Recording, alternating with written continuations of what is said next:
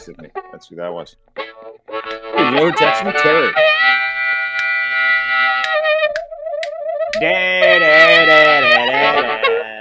Hi, everybody. Nice to see you. Good to be back. Man, we got a busy day today. We're pretty like Canada in our content. We like to talk about Canadian things. Today we're going to be worldwide, which is really cool. Joining me as always, please welcome to the program Lochlin Cross. At Lochlin Cross on Twitter is where you can find him. He calls himself a content expert now. Do I? Yeah. You kind of are. Like you do digital content. You've got your own clients now. You're a content expert. You've got at least 10,000 hours doing content. You're 35 years in radio or something like that. There's a lot going on. Okay, but hold on. Here's an interesting question for you. Yeah. So my wife was like, "You got to get business cards." And I'm like, "Okay." So we were talking, and you know what you do? You get business cards, and you're supposed to put something on the back, right? Mm-hmm. Yep. And I'm like, "Okay." I don't know what to put on the back. Mm-hmm. Nothing. Why would you put anything on the back? Well, I don't know. Aren't you supposed to put some bullet points and notes about? No, why would you do that? Okay, all right. No, your business. You don't even need business cards. Like, when was the last time you used a business card? When was the last time someone gave you a business card? Listen. Yeah, tell Deb I love you, Deb. But no, business cards are so 1997. I'm gonna pick my battles. Did she really tell you to get business cards? I can't. You know what? Ask her if you should maybe get business cards and a fax machine while you're at it. Please do not get involved. Okay, you brought it up. You're making it worse. You brought it up. You're making. I love. You know what? The great part about starting a new career, a new job, when you're married, your wife just wants the very best for you. She believes in you. It's awesome to watch. Yeah. But it's like you start doing stuff, and then they start having input into how you should do it. And I'm sure it works like that with men and women in relationships, right? Where the other spouse is like, here's what I think you should do, without the knowledge of knowing what it is that you're doing, but they mean well. And the hard part is not being frustrated, going, I don't think anybody uses business cards, honey. And to your point, and then you got to pick your battles. You're like, business cards it is. Vistaprint for $4. Let's just get business cards. We'll leave them in the corner. She'll be happy that I got business cards. That's kind of where I'm at, if we're being honest. Thank you for breaking it down. Yeah, you're welcome. No, I get it. I get it. I remember one time my ex-girlfriend, I wrote an article once on this woman who used OnlyFans to raise like $10 million for the victims of the Australia wildfires. Remember that a couple of years ago? I do remember that, yeah. So yeah, she would like, if you gave her money, she'd send you a nude that she would take for you, any kind of nude you wanted. And like the more greasy the nude, the more money she would make, right? And then the more money the guy would give her. So she raised $10 million. And I thought, wow, good for her. So I write this article on this woman, and I include several hundred pictures, right? Because, yeah. It was a full day. Full day, yeah. There's a lot of cutting and pasting, a lot of screen grabs, a lot of embedding Instagram hot shots. Maybe did I enroll in her OnlyFans so I could get some of the good stuff? Yeah, did I? For sure I did. So my ex-girlfriend was like, listen, that's disgusting. You took the introductory membership. I did, $4.99. But I canceled it like the next day after I wrote the article. So anyway, $4.99. That had over 2 million page views. 2 million page views. What was her prediction? Her prediction was I was going to go to jail for being a pervert because I posted so many pictures of her. And I'm like, no, baby, you got to understand this is going to be a huge hit. She goes, you disgust me. And the next day, when you saw money hit the bank account, because she was like, oh, that was great. Good for you. Great stuff. Yeah, I didn't know what you were doing. Sorry. Anyway, no big deal. And you're like, yeah, I'm not going to go through that again. Anyway, that was over pretty quick. Yeah. I'm that guy that can't be told what to do, right? I've realized that. No, I'm 50 years old. I've picked up on that. Yeah. It's been an underlying theme. Yeah, dude. What? I wonder if Donald Trump has business cards. Oh, did you hear about his week? So the Stormy Daniels and then his old lawyer, that lawsuit's in court, right? Like they're hearing that one this week. Yeah, so Donald Trump's had a tough start to the week. Thanks for bringing it up, Lochlin. Tee up the show. We've got some Elon Musk, Don Lemon, incredible audio to get to because Elon and Don went at it and Elon almost cried. And he basically told everybody, yeah, I'm fucked. So anyway, we'll get to some of that audio in just a few minutes. We've got a couple of other things to get to as well. Donald Trump, we're going to get to that in just a minute too. But and Pornhub, they're canceling porn in different states because they're like, hey, listen, we don't want your driver's license. We don't want to invade your privacy. So Texas is out of porn. We'll talk about that coming up in a minute too. But Donald Trump had a fucking terrible week, and I love it. I love it. I love watching Schadenfreude in action. He actually could not come up with the $494 million that he had to pay E. Carrol and a bond to appeal his civil fraud case where he was found guilty of defaming the woman he was found guilty of raping. And he continued to defame her after he raped her for like 20, 30 years. And she continued to file lawsuits. She continued to win. And because Donald Trump didn't give a shit, and he's like, I'm a billionaire, bitch. Everybody was like, okay, well, if you're a billionaire, then you owe this woman $464 million. Now, not only can he not pay it, he has gone to, and this was in his deposition, this is fucking hilarious. He went to 30, count them, 30 different financial institutions around the world. Everybody told him to shove off. And they actually put it in the actual affidavit when they said, hey, listen, and the affidavit for Donald Trump in the $464 million bond penalty so we can get this appealed. Because what's happened is he wants to appeal it. Of course he does, because this is what he does. He runs out the clock and appeal. But he can't appeal it unless he puts the money up first, just to make sure if he loses, he's going to pay, right? That's a New York state law. So he did it with, I didn't know that. Yeah, so he did it with I didn't know that part of it. Yeah, he did it with the $83 million off the hop when he was found guilty of defaming her the first time.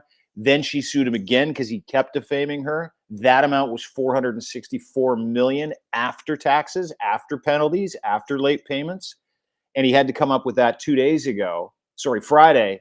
No bueno. His lawyer sent in a letter saying, we'd like to appeal this, but we can't because Donald Trump cannot find $464 million anywhere. Our client is 100% broke.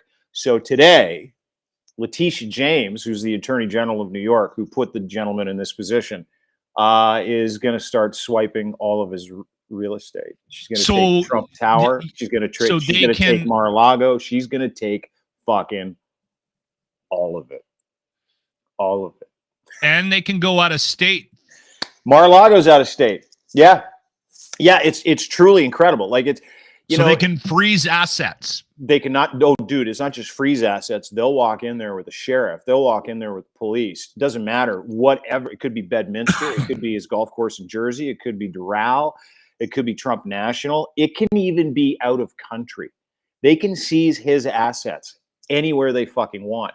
Now, here's the other thing. E. Carrol is suing him again because he defamed her at another rally in Ohio the other day. Said he didn't know her. Said she was you know what? I like her. Oh, wow, she's fucking incredible. So they asked her the other day, they're like, what happens if you become the receiver of any of Donald Trump's properties? E. Carrol Women's Shelter Tower. That's what she would rename Trump Tower as. It's fucking, dude, it's here. It's on. Like, just like it's happening. He is legitimately broke. He has no money. He's done. And they put that legitimately in an affidavit. They said, my client's broke. Donald Trump, ladies and gentlemen, not only is not a billionaire, he's broke. He's nothing. So did anybody think that he was ever going to pay that money though? That's even E.J. Carrol said, I saw her in an interview. She's like, oh, I'm not going to see a cent. She predicted this. So I haven't really been paying that much attention because I also sort of had the sense that he would never in a million years, he'd rather die than give any of his money up. Yeah. But I didn't. So so as this story is evolving for me, because I feel like I'm new to it now. Mm-hmm.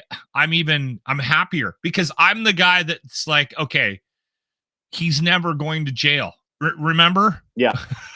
Yeah. No, never going to. Yeah. You said that. You've said that for I don't know how long. Dude is never going to go to jail. He is absolutely 100% probably going to go to jail. I can't say 100% because he could probably make some deal. No, but he could probably make some deal ahead of time. He's never going to jail. Where he's like, okay, I just won't run. Now, I don't know, dude. I think It's not how the world works. Maybe. I don't know. It isn't. I kind of want to see it, but I don't give a fuck. I'm just happy watching him go broke. To that point, let me give you some details of Trump being unable to make his $464 million bond in his civil fraud case. This is really important shit. And it gives you some details so you can actually see, oh, okay. So this is a man who has no money. You're correct. He's got no money. Donald Trump cannot find an insurance company to underwrite his bond to cover the massive judgment against him in New York. This is from CNN. According to the Attorney General's civil fraud case, his lawyers told a New York appeals court. Trump's attorney said he has approached 30 underwriters to back the bond, which is due by the end of the month. The amount of the judgment with interest exceeds $464 million. This is like that parking ticket that you never pay, but only it's about raping and defaming a woman. Very few bonding companies, they said, will consider a bond of anything approaching that magnitude. Trump's lawyers wrote Trump himself was ordered to pay $454. The $464 includes the disgorgement of his kids who also defamed the woman, Don Jr. and Eric. Insurance. So how are they tied into this? Like they defamed E. Carrol as well in video evidence that they played, and they said, "Hey, listen, she owes us a ton of money. They owe because they defamed her as well with their dad, so they tacked on another $5 million per dumb kid, right?" An insurance agent, Gary Giuletti, who testified for Trump during the civil trial, signed an affidavit stating securing the bond in that full amount is, quote, a practical impossibility. Not possible. Can't do it. Can't find it. Practically impossible. In a post on Truth Social, he claimed the size of the bond is unconstitutional. Last month, you remember, he was ordered to pay that $355. He did pay $83 million, and he plans on appealing the actual first verdict, and he thinks that if that first verdict gets appealed and he wins, which it won't because he's toast, he'll be able to get the second verdict appealed, but he's got to put up the $464 million before he even has a chance to appeal it, right? He put up the original 83, which he will lose to E. Jean Carroll because it's literally sitting in an escrow bank. She is going to get some money. Oh, yeah, dude. Yeah. She's going to get tens of millions of dollars. And depending on what assets of his they actually steal from him, or they abscond from him, or they lift from him to satisfy this judgment, she might get a whole bunch of his fucking golf courses too. Brilliant. And you know why? I do love it. Oh, I love it. I think it's incredible. I think it's awesome. It's shocking for its season. Does this impact his ability to run for president, though? I think so, because he doesn't have the money he says he does. And so everybody's like, oh, so you're not a billionaire? So we're not backing some kind of billionaire who's just here to wreck the system? Like, that's what a lot of people vote for Donald Trump for, right? A lot of people love those guys. Like, we're in that time, which I love kind of, and I don't love. Like, we're in that time where, you rage against the machine, because I hate the machine too. Like, I hate all politics. I think we're all, marks for businesses that pretend to be parties that pretend to fucking make your life better. I don't disagree with the incels and the weirdos and Elon Musk when it comes to that stuff. Speaking of which, did you see Elon Musk and Don Lemon yesterday? You see any of this interview? I have this thing when it comes to awkward interviews. Mm-hmm. There's some, like, I've sent you the interview that Jimmy did with the guitar player, from Cheap Trick, right? Rick Nielsen, and that is hands down one of the worst interviews I've ever heard a human being do on the radio in my life. And which makes it one of the best. Actually, I must have listened to that numerous times, but it was because I enjoyed what Jimmy was going through, right? And you mean like extreme failure in the moment? Yes, and so that brought joy to me, right? Yeah, me too. But this interview, even the short clips that I saw them playing on the news yesterday were just, it's so painful, uncomfortable. I had a hard time with it. You see, and I'm the opposite. I'm that dude that likes to slow down for this kind of stuff. That it's like, I got to watch all of it. I got to see how uncomfortable people are. I got to see what they're doing in the moment. Do you watch videos of people like falling off skateboards and like hitting fences with their nuts? 100%. Yeah, no problem. Okay, see, I have a hard time with those as well. I know you do. It's because you're nice. You give off the impression you're not nice. You're incredibly nice. I am not a nice person. I still laugh at those things. That's why I find Love on the Spectrum absolutely the best show on television. That's why I know I'm not a good person. So Don Lemon, and we talked about this last week. Don Lemon sat down with Elon Musk for an interview. Now, this was supposed to be his first interview as one of X's premier reporters. You know how Elon hired Tucker Carlson, right? Yes. And So he was trying to balance the waters. Yeah, he's trying to balance the waters. He's like, ooh, we do have a lot of crazy fuckers here. We got a lot of hate speech here. We got a lot of irresponsible assholes here. Ooh, we got a lot of Putin fans here. Yeah, maybe we need to bring over some gay black guy who has the ability to offer something up to the other side. That's really why he put Don Lemon on his network. So they signed a deal like 2 months ago, right? For a whole bunch of interviews and stuff. His first interview is going to be with Elon. It's going to be open. It's going to be honest. And this news of him working at X, like, literally flew over my head. I didn't even know it was happening until Don Lemon's like, have we got an interview for you with Elon Musk? And then the next day, Elon fires him before the interview even comes out. Well, the interview came out on Don's YouTube channel. It's all over X, and it is fucking awesome. It's not. It's not. No, it's not awesome. It's about an hour and 6 minutes. You go to Don Lemon on Twitter, and I'll give Elon a little bit of credit. He actually left it up. Like, he's the kind of guy that would torque all this, and he would burn it, and he would deboost replies, and he would deboost monetization. No, this shit is out there, and it's pretty far-ranging. And what I get out of this is his emotional state. But I want to get to a couple of these clips. Now, I don't know if anybody has ever asked Elon about the racist stuff on his platform and some of the racism that he deals with and some of the stuff that he reports. It's coming. And I do not like Don Lemon. I don't. I think he's one of those guys that's just fucking way out there on the left. Like, he's far, far, far too progressive for me. Where he's a little things to piss you use this off word all the time. He's a little performative. Yeah, he's performative with his. Why did he get shit canned from? Apparently, he's super diva. CNN.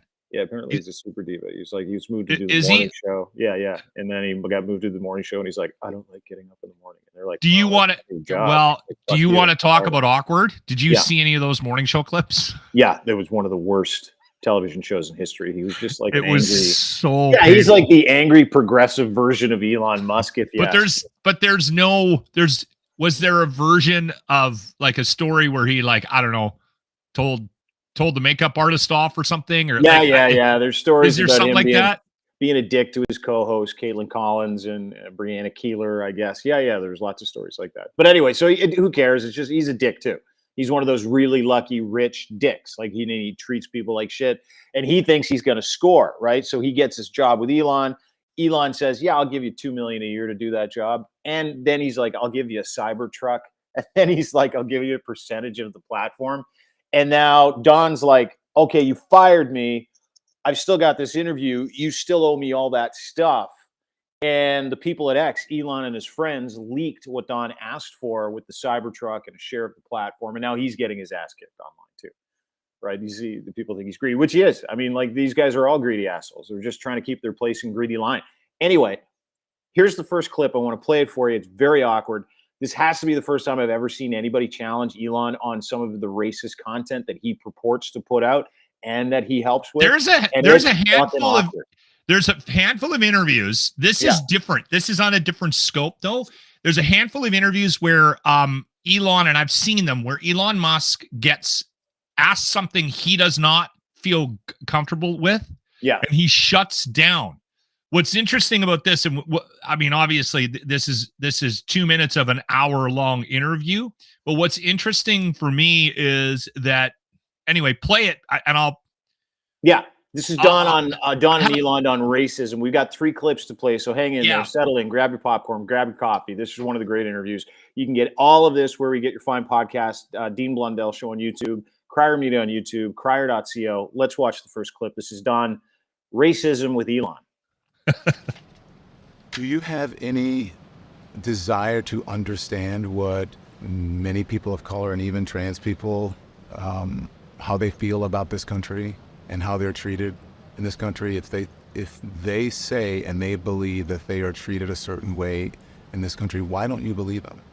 You kind of have a situation where someone is a self-described victim, and they just get to be that because that's how they feel. I think that does happen in some cases, but not all cases. And I think that not understanding the history of the country, I think, is a real shame. Look, We should understand the history of the country and other countries. I've had incredible opportunities as a person of color. Right. But I've also You're doing very well. But I've also been discriminated against, and I know that I have, and I know that that's real. And for someone to say that that isn't happening, I should just move forward and not think about that and ignore the past, is insulting. I'm not saying it.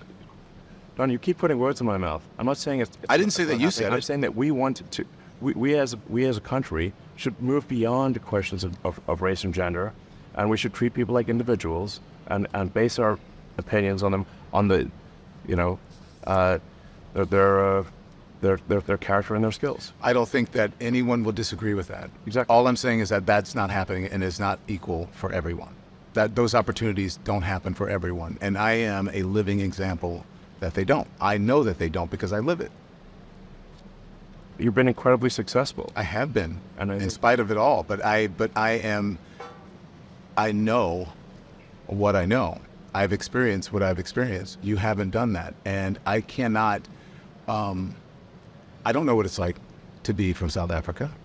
I don't know what it's like to be a white man. I don't know what it's like to be a woman. I don't know what it's like to be a Latino person. I don't know that. So I wouldn't speak for them and just say, you need to move on. That's not for me to say. I believe that it would be great if the country could live up to that ideal. Yeah, that seems like a nice little start to the interview, right?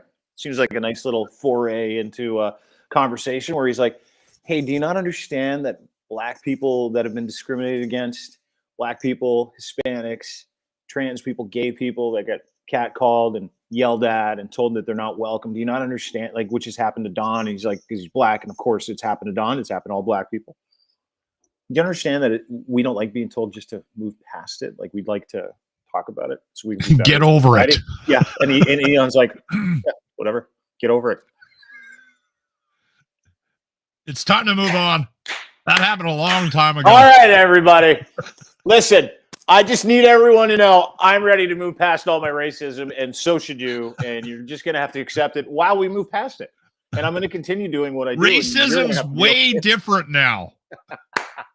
You should be able to deal with it now. Racism is the new inclusive. Hey, listen, I've already moved past all my racism and all the world's racism for thousands of years.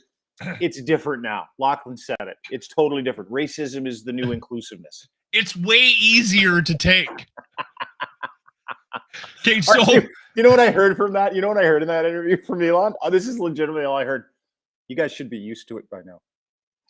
well, okay, can I just talk about the dynamics between the You guys two? have to be used to racism by now. I mean, it's been 2,000 years of us making fun of you people. Get over it. That's what he just said. You're Get playing the over it. victim here. And He did. He said it. He's like, what is it with all you victims and your race? He's like, Yeah. you talking Jesus. Okay, so here's my like outside looking in on that interview. And again, I don't want to pretend that I understand how that thing was set up and why it was set up.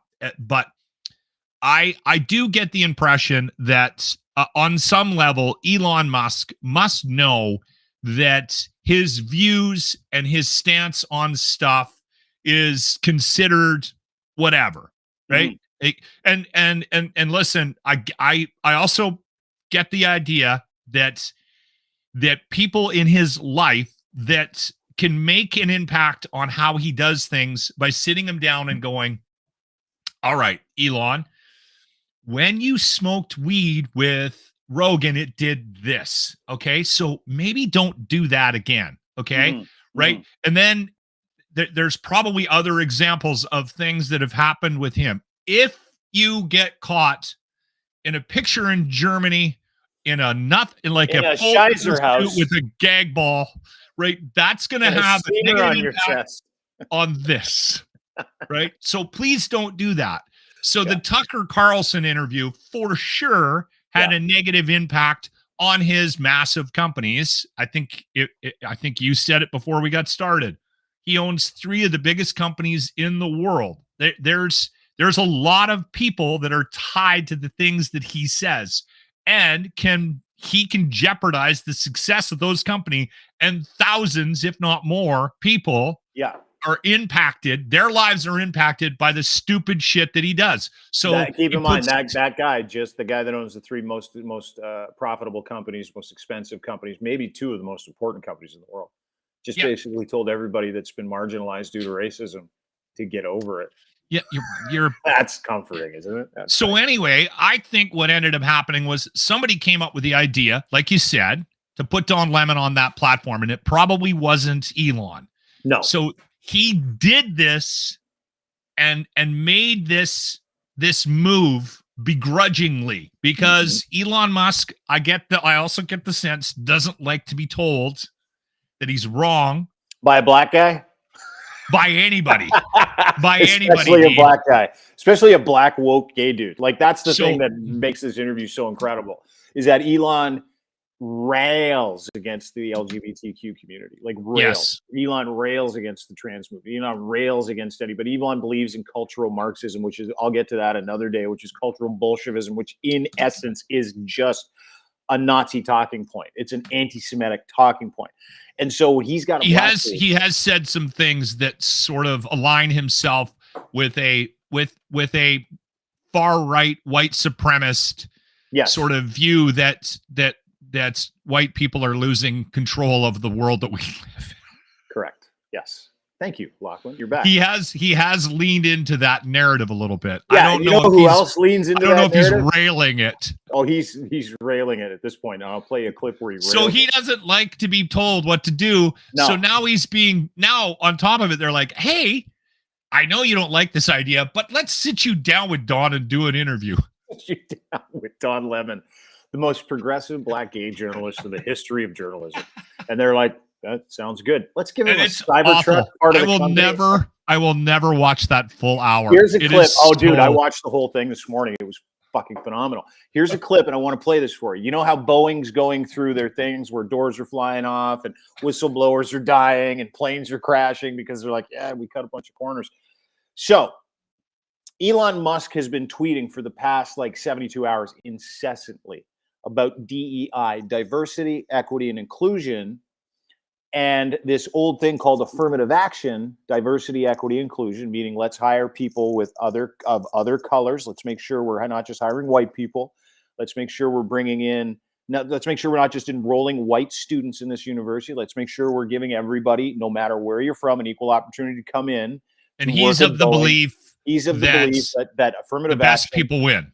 He's of the belief that all these planes are going down, and this is fucking the new conspiracy from the right, and I love it. I think it's just awesome. James Lindsay talked about this on Rogan the other day, and I started dying laughing. He's like, China has got a new airplane, and they want to kill Boeing. So for the past, I don't know how many years, they've been making sure that affirmative action and diversity, equity, and inclusion are part of some of these companies so that they can hire black people who aren't very good at their jobs, who are not as regulated, who are not. Someone said this out loud. Ladies and gentlemen, here it is with Don Lemon and Elon Musk repeating those same things. And then I believe Don puts up a couple of tweets and says, hey, do you plan on taking these down? Watch this with me. My doctors have bad medical care. I'm trying to understand your logic here when it comes to DEI, because there's no actual evidence of what you're saying. No, I said, so if the standards, let's say, I think that particular thing was referring to surgeons. Let's say a surgeon is asked to, a surgeon in training is asked to do a series of operations under the supervision of a senior surgeon, and they get a bunch of those operations wrong. If that happens, and yet they are still approved to be a surgeon, the probability that someone will die, I think, at some point is high. Okay, I understand that, but that's a hypothetical. That doesn't mean it's happening. I didn't say it's happening. You didn't say it was happening. I said it will. I said if we lower standards, people will die. Do you get that part? Do you understand that? Do you understand what he's saying there? He's saying that that diversity, equity, and inclusion, meaning this is the conspiracy in the alt-right arena. The Elon Musk, the James Lindsays, the Jordan Petersons, the Joe Rogans, all of those guys that he is deeply involved in, they are now peddling this conspiracy theory that diversity, equity, and inclusion, meaning giving everybody, no matter where they're from, equal opportunity, including in the medical profession, is bad because certain people of certain color need that lift because they're not as smart or as good as other people in the medical field. Like, I mean, it is as fucking plain as day there. They are gaining opportunities in the workforce based on this new initiative in North America. It's not a new initiative. It's like it used to be called affirmative action, and now it's called been around diversity, for equity, inclusion. Yeah. But okay, so based on the fact that we have this and that people are getting jobs that they shouldn't be getting ahead of other people, well, just that's what because he's saying of that they their should color be getting. He's saying and their that race. Right. He's leaving out whether or not they're qualified. He's leaving out, their test scores. He's leaving out whether or not they're good doctors, lawyers, etc. He's just operating under this broad generalization that diversity, equity, and inclusion, meaning giving everybody an equal opportunity, no matter the color of their skin, where they're from, their sexual preference, how tall they are, all that other shit, is the end result is all the failure you are seeing in the world today. We are ignoring the fact that there's a possibility that people of color have been passed up for opportunities based. Yeah, we've glazed over that. Don addresses we glazed over that. Yeah. Let's watch again. All right. But why respond to something or put something out there that has not happened? Because I could say, because I don't want it to happen. I think we don't want to lower standards. Okay, if you look at the history of the medical industry, especially when it comes to Black Americans, it shows the exact opposite. If you look at the Tuskegee experiment and on, only 5% of doctors in America are Black. All of them are white.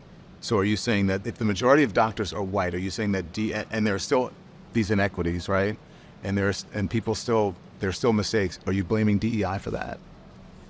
No, I'm very basically saying that if we lower standards for what it takes to become a board-certified surgeon or an oncologist or something. Do you get that? You get that? He's automatically assuming that you lower standards for people of color. That's just his assumption. I don't think that's happening, is it? If you make a mistake, causing someone to die, then more people will die than if we don't lower the standards. Therefore, we should not lower the standards. But why do you think they're lowering the standards for minority doctors or women doctors? Or that's what that article suggested. Yes, at Duke University. Okay. The evidence that I have shows that that's not true.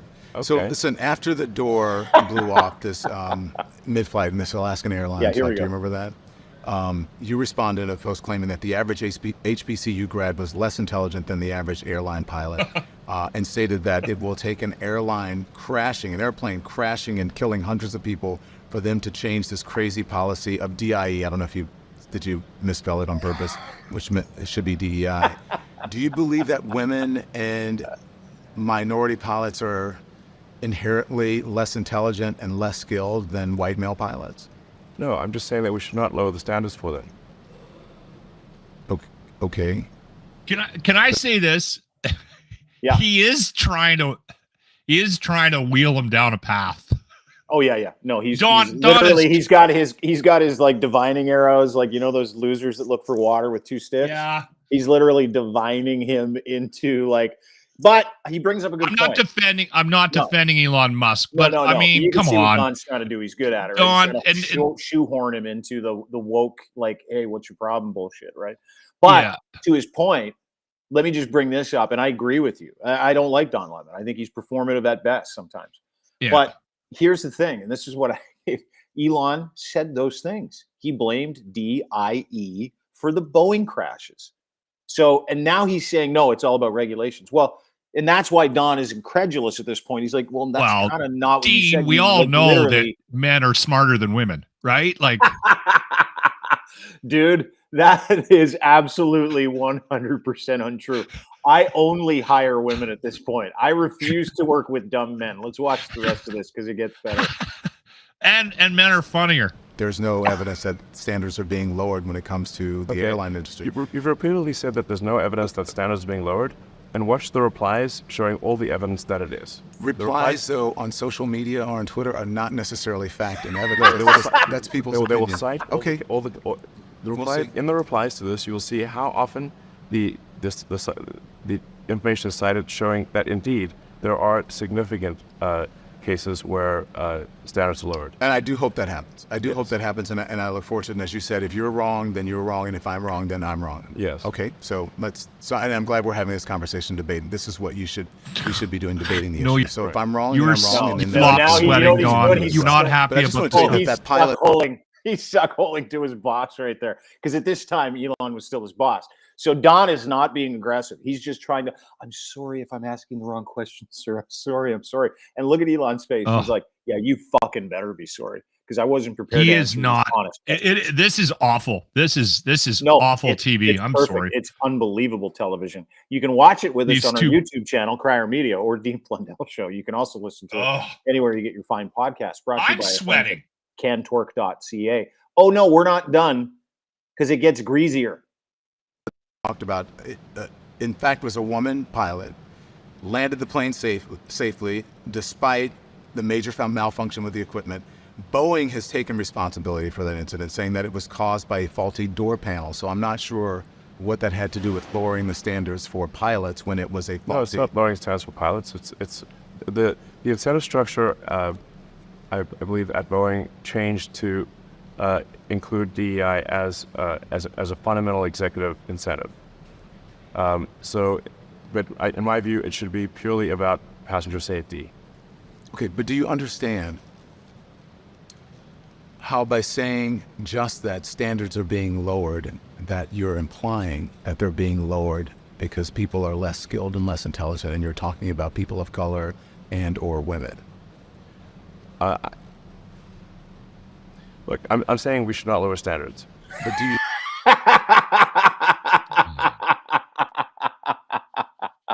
Yeah. Oh, he's in the corner. He's in the corner.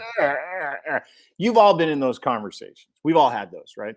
Where you go into your boss's office or you're on the hot seat and you know that you've done something wrong, and all the people know that you've done something wrong, and they're asking you these questions Socratically. Like, do you know? Do you understand this? Do you get this? And he's like, it's about something else. We've all been in those meetings. I've been that guy. I've been Elon Musk. I've been on the hot seat where it's like, I can only tell you that you're wrong. I can only tell you that I don't agree with you. And that has to be a good enough answer, but it's still not a good enough answer, right? Because we have literally thousands of receipts of him saying black people, women, trans people, they're not as good as white men at anything. So, I mean, it's incredible. It's incredible to watch. I want to get to one more clip. Hang on a second. I want to get to one more clip. And the clip that I have is, I think it's the definitive clip from this interview in Elon. And it's one of those This is towards the end, right? Yeah. And they get a little hot with each other. They get a little, and it's 2 minutes and 56 seconds. So bear with me. I'm going to play the whole thing because it is awesome. Both of them are not good at conflict. Like, no, not at all. Like Elon gets Like, all emotionally triggered. Like I'd be able to sit in this honest. interview. I'd be able to sit in that interview across from him. Now I wouldn't then. And be able to conduct an interview calmly, squarely, asking him questions. Yeah, me too. But Don can't.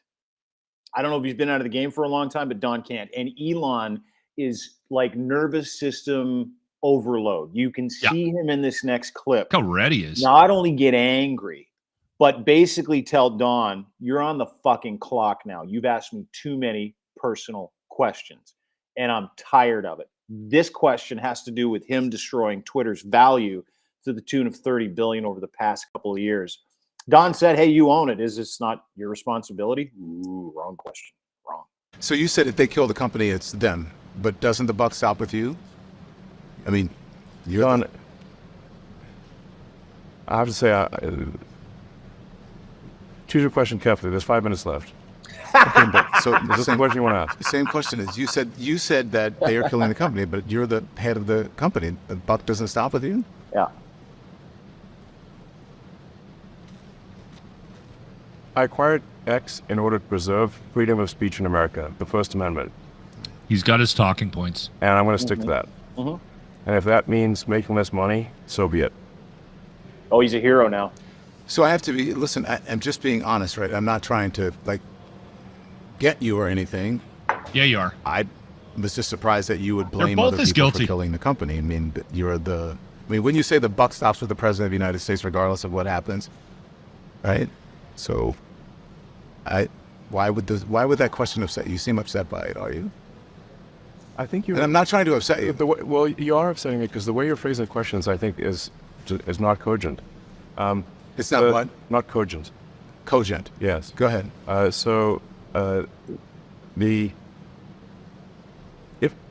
If given a choice where an advertiser is saying like you have to censor all this content on the platform, irrespective of where their advertising appears, then our answer will be like, look, you can choose where you want your advertising, what you want your advertising to appear next to, but you can't insist on censorship of the entire platform. And if you insist on censorship of the entire platform, even where your advertising doesn't appear, then obviously we will not.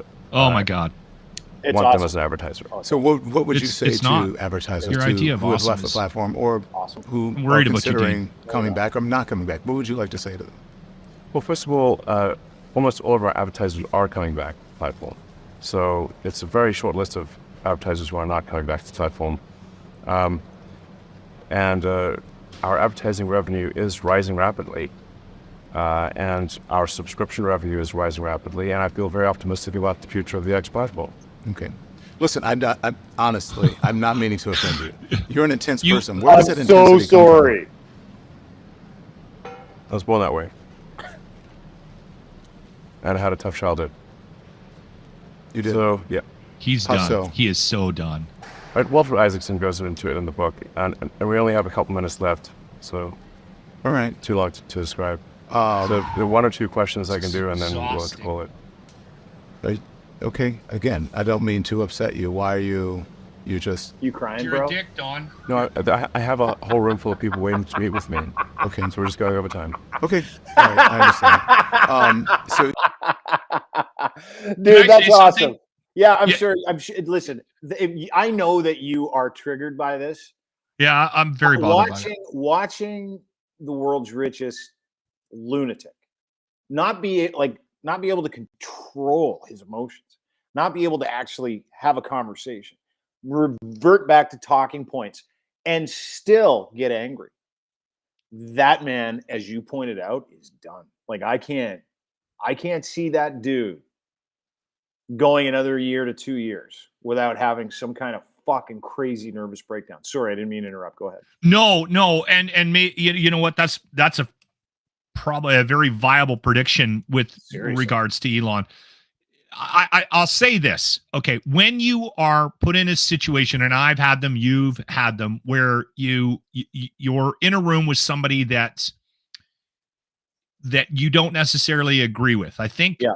your strategy isn't to hang this person out to dry, which is what Don did.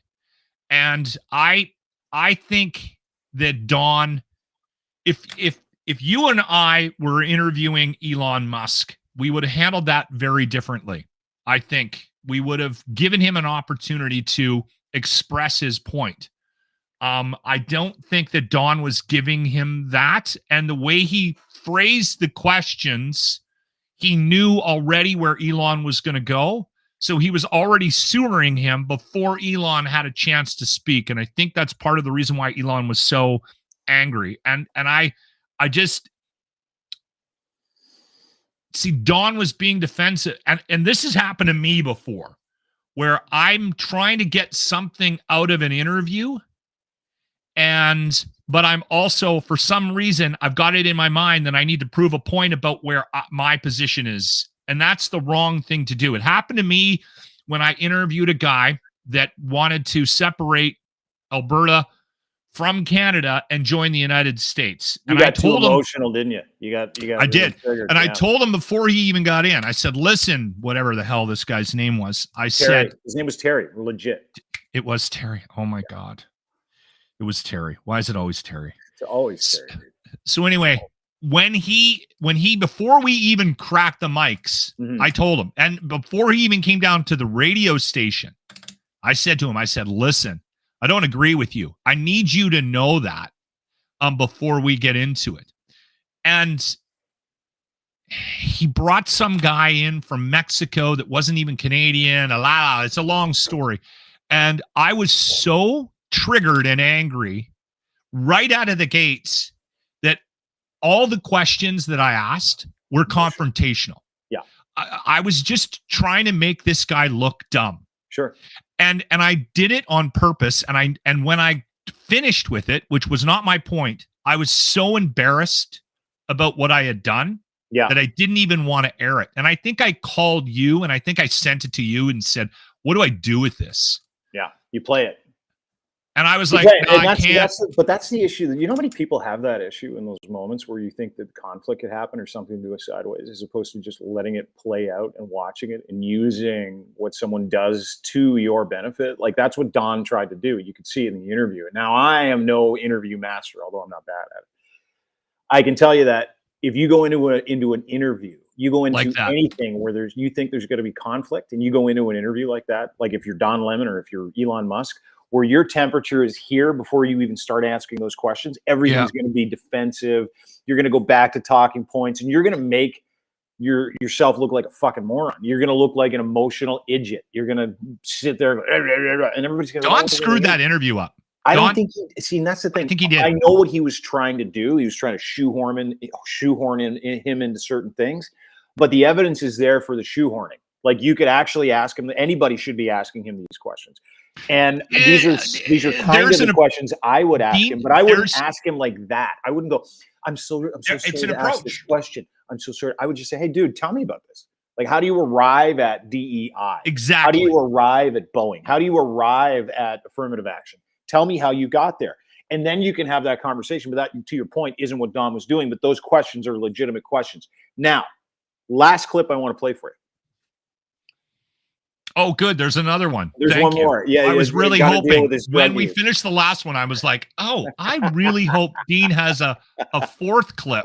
I do. Yeah. This one is even more uncomfortable because, as you know, Elon has been very public about his ketamine use, right? And how much he likes to party. He says it helps him instead of using. Hold on. Ketamine is also used for depression. Totally. Says he uses it for negative thought things in his brain, which he now admits is depression. And listen, I am a big proponent of mushrooms, ketamine, LSD. Yeah. I don't use it. I don't do it, but I get it as alternative therapy, and it is legitimate. So PTSD especially. But he's the guy that's been singing about ketamine. Like he's the guy that's been talking about how he loves doing ketamine. It's a lot of fun. I go to parties on ketamine. I take ketamine for therapeutic reasons as well, and it really helps me. And I like when he was talking about it before, I thought, oh, he's got a prescription for it. And he might not. I don't know. I don't know his ketamine use, but he was asked about it and he got triggered again. I don't think there was anything once they got that far into that interview though, which was about 3 minutes already. I don't think there was any hope of redemption on either. Like again, and listen, my take on this, I'd only seen a couple of clips. Yeah. And now that you've shown me more of this, like Don needs to own a lot of what happened here. And I bet you he does. Cause I know Don, he's a smart guy. But dude, here's the thing is all of these questions, the entire interview was vetted. But it's how he framed them. Yeah, I don't know, dude. Like I'm going to disagree with you on this, man. He booted. Then Elon should not have sat down for this. No, if he knew that he shouldn't have. Problem, he shouldn't have sat down for this. But they both sat down to do this interview for the wrong reasons. Both of them. money and reputation. That's it. There was absolutely everything was wrong. Yeah. Anyway, this is a clip about Elon and Don, and Don's like, so do you tweet on ketamine, fella? Do you tweet? But you've admitted that you have a ketamine prescription. Yeah. What's that for? Well, I mean, it's pretty private to ask somebody about a medical prescription, you know. But I think it's something I'd say like there are times when I have sort of I don't know, like a negative chemical state in my brain, like depression, I guess, you know, is or like depression that's not linked to any negative views, and then ketamine is helpful for getting one out of a negative frame of mind. Well, listen, So in fact, I generally, obviously I'm not a doctor, but I would say if someone has depression issues, they should consider talking to their doctor about ketamine instead of SSRIs. listen. SSRIs, by the way, are antidepressant drugs. That's what they are. And the other part is that he tweets about how much ketamine he uses, how much he loves ketamine, how it's helped him, and then he gets asked about it on the Ultimate Freedom of Speech platform, which he said he's curating, and he said that's private. I don't want to talk about it. And then he starts fucking singing about it, and then he starts advocating for it against Western medicine. Like, dude is not normal. That's not normal. I will say, can I, before you start the clip back again, Dean? Yeah. I have heard, and I don't know anything about it, but I have heard proponents of ketamine for the use of depression. Sure. From multiple people. You know what? One of my favorite neuroscientists is studies the same philosophy I do, Stoicism. His name's Sam Harris, and he's a big psychedelics fan. But he's also a works fan. I think that they both come hand in hand, right? Like you do the psychology, the psychiatry, the counseling, you do the perspective stuff, you do the work of CBT, but you can also rewire your brain at the same time and be honest in those things with ketamine, LSD, or mushrooms in some cases. Like that's what the studies are showing.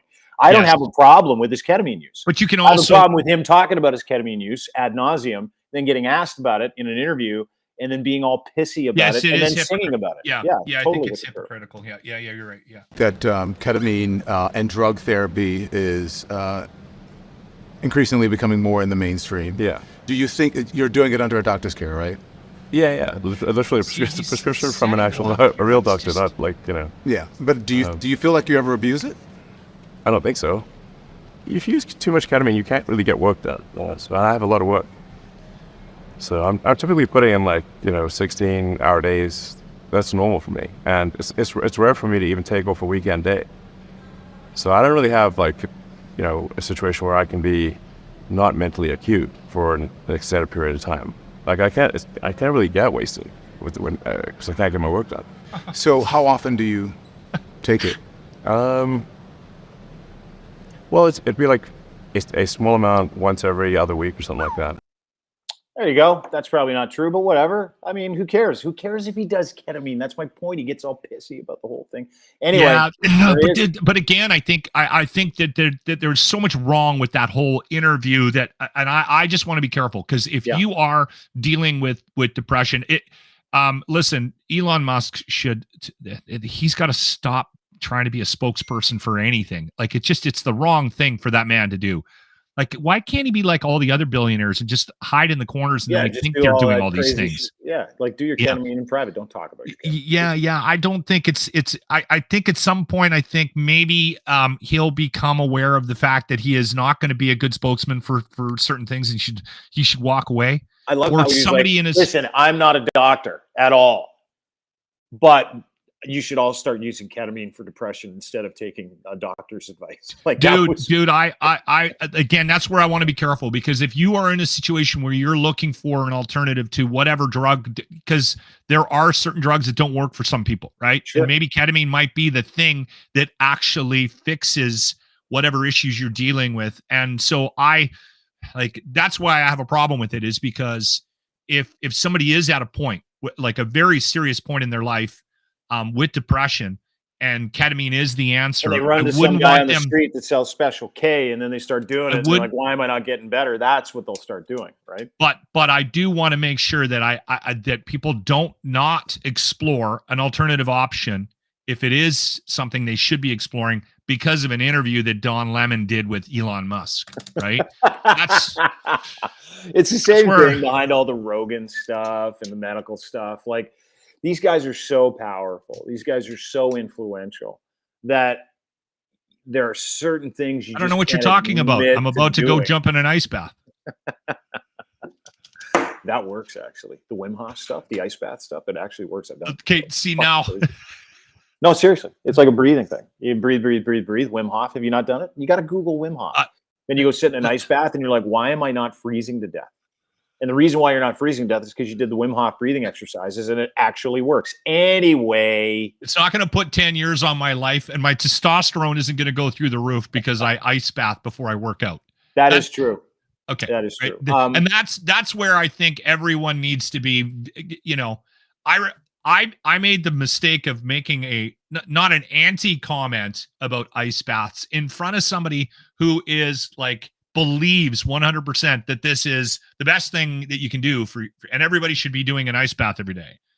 And I remember the look on this man's face was like, he was instantly angry with me. So instead of doing what Don Lemon did and spent another 50 minutes like telling him what I don't know to piss him off, I went, all right, yeah, you know what? Maybe I'll try Sounds it. great. You have to try it. Have you not tried it? Have you not tried an ice bath yet? You get that uncomfortable for like 3 to 5 minutes. It actually changes you. It changes your system. You're like, I can do that. And then you start thinking you're capable of other things. It's psychosomatic more than anything else, but it actually does work. It's not about your breathing. It's about breathing to put you in a situation where you can deal with something really, really hard. And it takes you out of your negative thought process. And then you get in there and you're focused on your heart and your breathing. But it does not increase your testosterone. No, it does. It does. It Okay. increases your testosterone.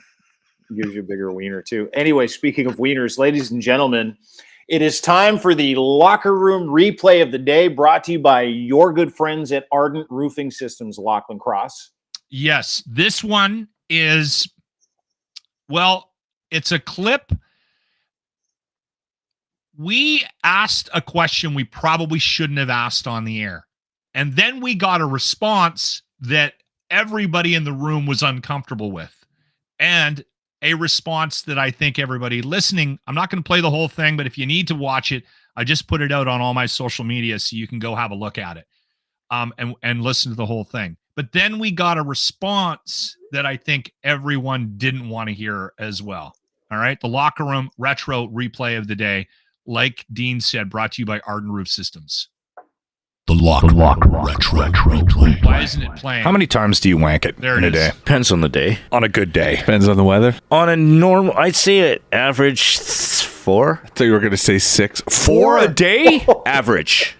An average, because sometimes it's more on the weekends because, you know. How have you not pulled it off? Hey, it's a talent. As a skill. 4 a day. And that's the average. That's if I'm sober. If I'm drinking, Stop.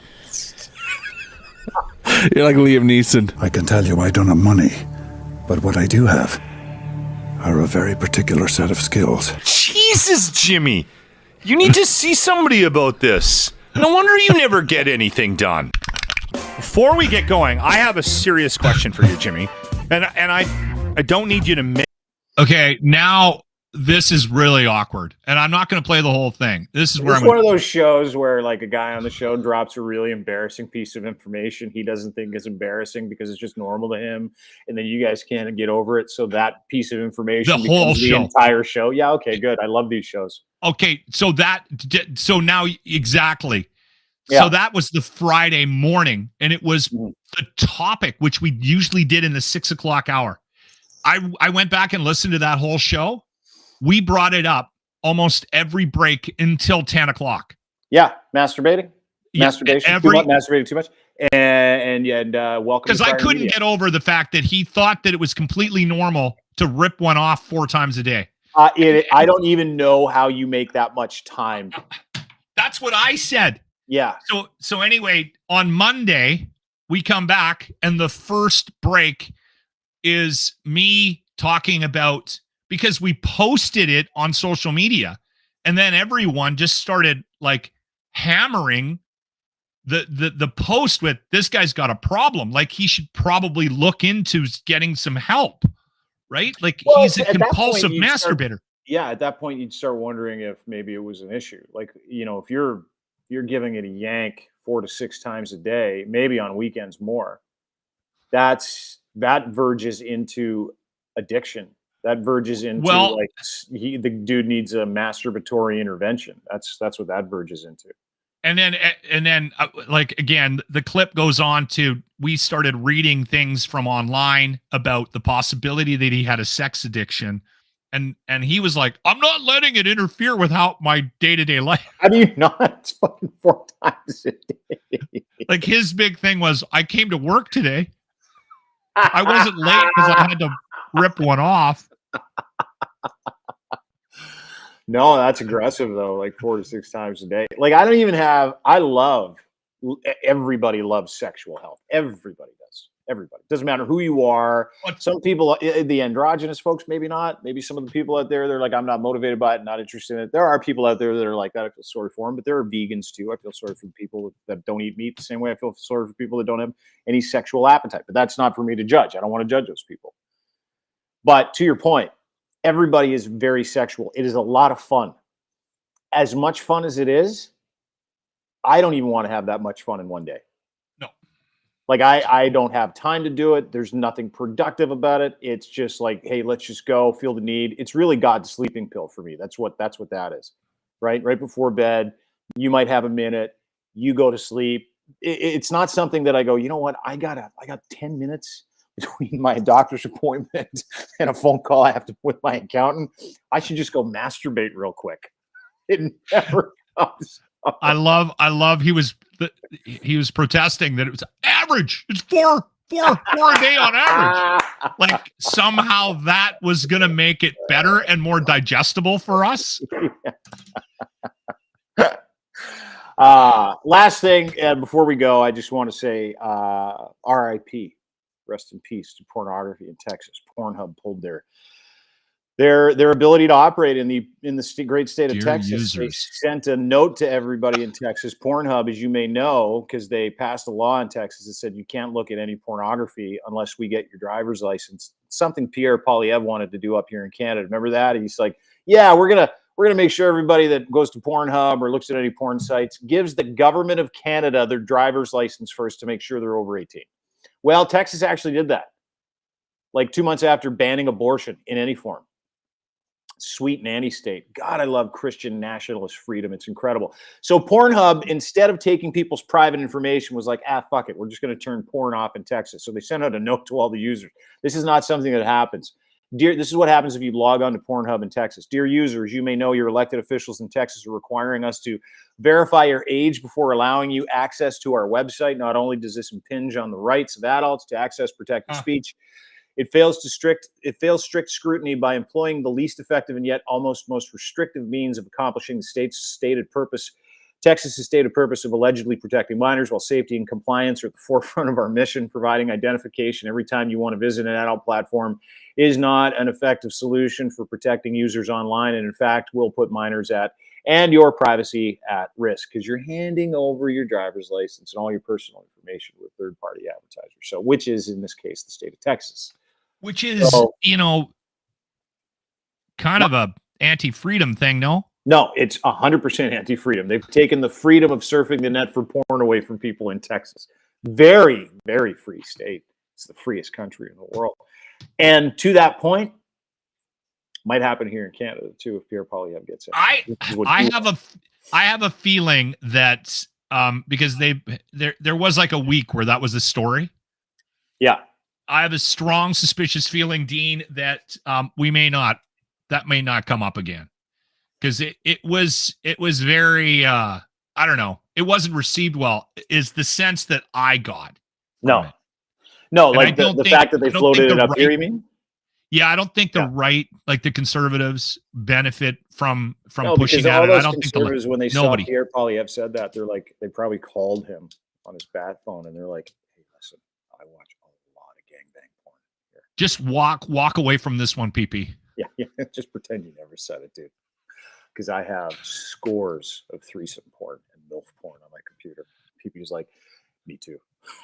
So I gotta do something. I got way over my skis for all the religious people. I'm really, really sorry. Yeah, thanks. Because I'm a subscribing member to Pornhub, PP. So I want my subscription. I try not to subscribe to any of the channels on there. Yeah, it's a good idea. It's a good idea. It's a data point you don't want someone having on you. And by the way, if you do want to surf porn and you are in Texas, just get a VPN. Yeah. Be able to figure it out. Well, and that's just it. That's the other thing that is so ridiculous about it. There's so many ways around it, and they're not going to stop all of it. So why are you holding Pornhub ransom because they're the most visited site, right? Yep. Like that's all that is. So it's just, and again, you could fight that. How easy would that be to fight? In Super court? easy. Super Yeah. easy. But you thought the abortion ban would be super easy to fight in court too, and that's still a thing, right? They'll throw all the money behind it. That's a good point. That's a good point. Free America. All right. Everybody. Thanks a lot. Great to see you, Lochlin Cross. At Lochlin Cross on Twitter is where you can find him. He is also at Crier Media. Check him out there. You can also subscribe to the Locker Room webpage so you can get all the old Locker Room stuff. You can get all the current stuff as well. Locker Room YouTube page, Locker Room merch page as well. It's got a couple of sweet shirts up there, including Save Lochlin Cross. If you'd like to buy one, I suggest you do so because all that money goes to him. Drinking my drinking bill. Can I say this one more time quickly too about the Ardent Roof Systems? The Locker Room brought to you by Ardent Roof Systems here in the Edmonton area. Yep. If you need your roof done or you got repairs or something that happened over the winter, give Stacy and the guys a call and the gang a call. But they've got the golf tournament coming up on July 5th, which is a Friday at the Ranch Golf and Country Club. If you're looking for any information about this, go to the webpage ardentroofsystems.com. I'll be hosting it. We're trying to talk Dean into coming out to play. There'll be prizes, tons of prizes, silent auction. It's one of the premier golf tournaments, charity golf tournaments in the city. And on top of that, it helps out a unbelievable cause, the Stollery Child Life Program. And actually, next week, we got Stacy coming on the show on Friday, so we'll chat with him about it. But next week, Dean, Stacy and I are going down to the Stollery to actually do an interview with representatives from the hospital. And also, we're also going to show everyone what the money that he has raised over the last 5 years has gone towards. Yeah, so this is cool. It's a big golf tournament he does every year, premier golf tournament in the city of Edmonton, Ardent Roof Systems Golf Tournament, and it's for Stollery Children's Hospital Life Experience, as you said, or Life. It's what's it Child called? Life Program is what Child it's Life called. Program. Stollery Child Life Program. They made like a little beach inside the hospital for the kids, so they can I haven't seen it. Kick around the sand. This is what he does. And the only gentleman I've ever met who's had bacterial meningitis 3 times. Dude is and he's one of the spinal meningitis. Yes, when he was a kid, he had it 3 times.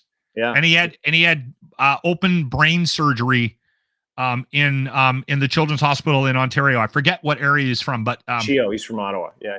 Ottawa, No, dude, he's a great guy. It's a great golf tournament. Ardent Roofing Systems. Go to their website. You can check it out. Check out their golf tournament as well. Lochlin Cross will be your host. Thanks, dude. Really appreciate it. Thanks for coming in again today. Thank you. Talk to you soon. Lochlin Cross as well. Brought to you by our friends at Cantork out of Edmonton, Alberta, Canada as well. Colin and his crew make rugged, hardworking torque wrenches, the best in the world for heavy industry around the world, and they're manufactured out of Canada. Nobody does that except for my man, Mr. Colin Livingston and his group at Cantork. They've been doing it with unparalleled expertise for the past 20 years, making industrial torque wrenches, rugged, hardworking tools that nobody else in the world can make. All your solutions under one roof for heavy industry, railroad, machinery, nuclear. It doesn't matter what you need these torque wrenches for. They are designed with you in mind and with industry in mind that cannot find solutions for bolting. There's some bolting, loosening, fastening solutions out there that they just don't make tools for. So they make those for you. And they've been doing it for 20 years, unparalleled expertise. Every solution tailored to meet your specific requirements, and they've got distribution opportunities as well. Check out all their products for your torque bolting solution needs at cantork.com. You can check out all their services, news about their podcast is there as well, Talking Torque. Colin's great. His company's great. He's got a great group of people. Super proud to be Canadian. They put a little maple leaf on all their torque tools, so go to cantork.com for more information today.